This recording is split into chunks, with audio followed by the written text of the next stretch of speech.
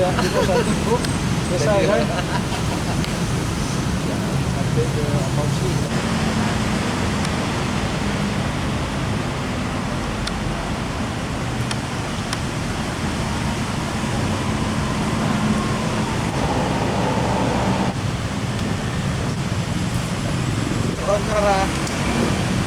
Waktu di TKP atau yang di setanya? Setelah kami identifikasi, emang benar ditemukan adanya kerangka tulang dengan posisi sudah tercor di dalam drum. Untuk dugaan sementara jenis kelamin laki-laki. Namun untuk lebih pastinya kami menunggu hasil visum yang dilakukan oleh pihak Rumah Sakit Zainal Abidin. Kalau kita lihat dari penemuan jasad tersebut, Pak, diperkirakan itu sudah berapa tahun usianya, Pak? Untuk secara pasti kami belum bisa memastikan karena kami kan masih menunggu hasil visum dari pihak rumah sakit.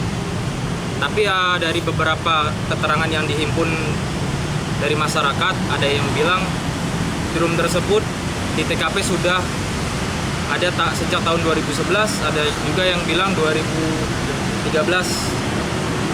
drum tersebut sudah ada di lokasi. Yang kami akan tempuh, jadi kami berkoordinasi dengan Direktorat Kriminal Umum, kemudian juga Bidokes Polda Aceh melalui tim DPI-nya untuk memastikan kami akan mengambil sampel DNA untuk memastikan betul dan juga untuk identifikasi siapa kerangka tubuh manusia tersebut.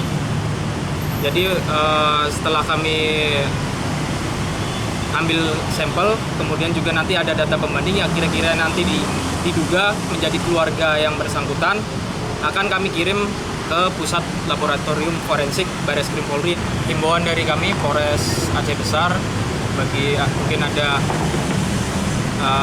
masyarakat yang kehilangan anggota keluarganya agar bisa menghubungi polsek terdekat untuk kemudian kami himpun dan juga kami analisa untuk proses yang lebih lanjut.